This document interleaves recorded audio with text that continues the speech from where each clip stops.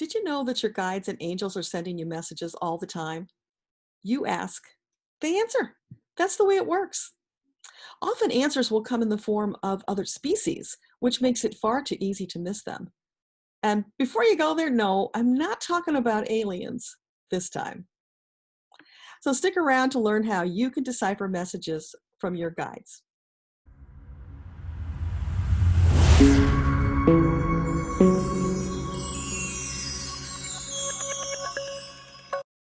Hi, I'm Deborah Lupien, spiritual teacher, author, and voice of the Akashic Records. One of the most common questions asked is, how do I receive messages from my guides? Would it surprise you to know that we all get answers every day? The trouble is we've not been taught how to consciously recognize them. So they come through on a very deep, unconscious level. Been there, done that, got the party hat. It's incredibly frustrating, not to mention demoralizing, to keep asking, trusting, believing, and then nothing but crickets. Since I learned to connect with the Akashic Records, that has all changed. Now I frequently get messages from my angels and guides, and you can too. Recently, messages have come through hawks, spiders, even wasps. Yeah, I know that one surprised the heck out of me. There was a time where I thought the only good wasp was a dead one, but my perspective has drastically changed after an encounter with wasps that I can only describe as miraculous. How do you feel about wasps? Do they scare you? I've noticed a lot of hawks flying over my home, perching on a fence post or in the trees. One even swooped down in front of my car just to be crystal clear that I was paying attention.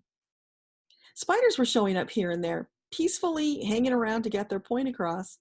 And those wasps, oh, do I have a story to tell you? That's coming up.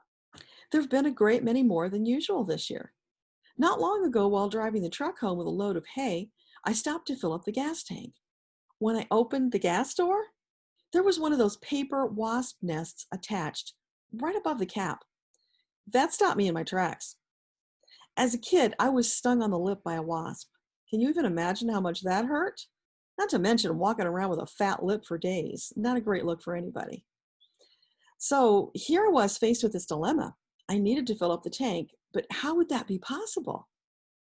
So I took a couple of deep breaths to center myself and then quietly said to the wasps that I meant them no harm. I repeated that statement for good measure. Then I very, very slowly reached out for the gas cap and turned it ever so gently. So far, so good.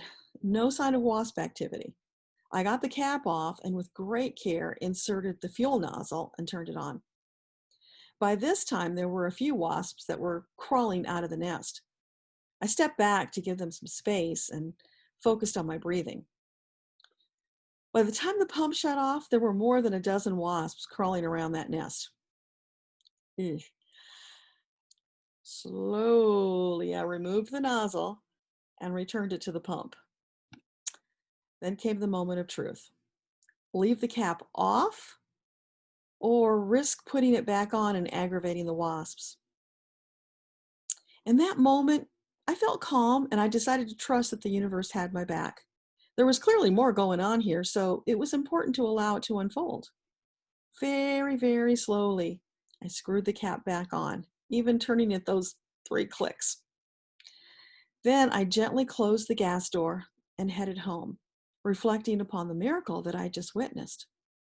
Truthfully, I momentarily wondered whether I was crazy or that even been real. The experience was so contrary to those I'd previously had with wasps, and yet it was real.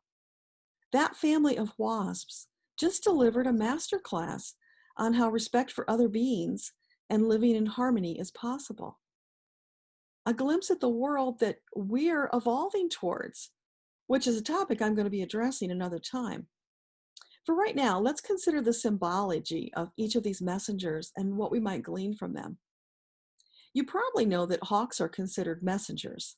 They fly high as if to meet the angels, scanning their environment, observing everything. They rapidly go from macro to micro as they study the big picture, and then they zoom in with laser focus on their goals, rapidly and decisively moving towards that which they desire. Once they've made a choice, they're a force of nature, literally. Hawks are very efficient creatures, moving with ease and confidence through their world.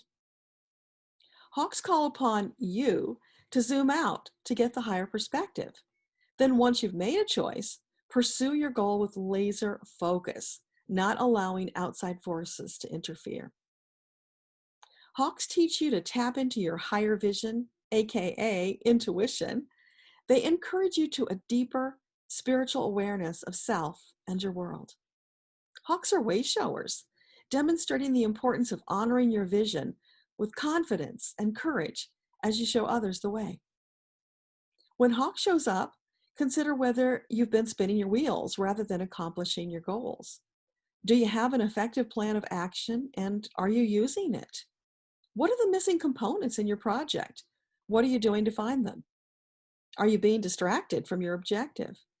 Is it time to take a break or a vacation so that you can review your options before coming back refreshed with newly refined focus?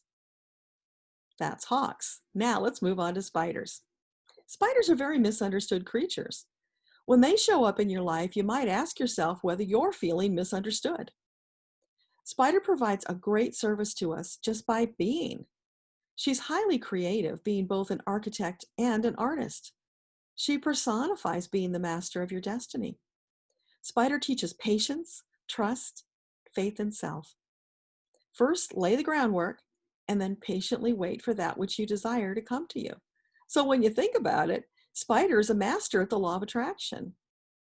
She's also a great observer and keeps her own counsel. She doesn't let any naysayers rain on her parade. She's wise and measured.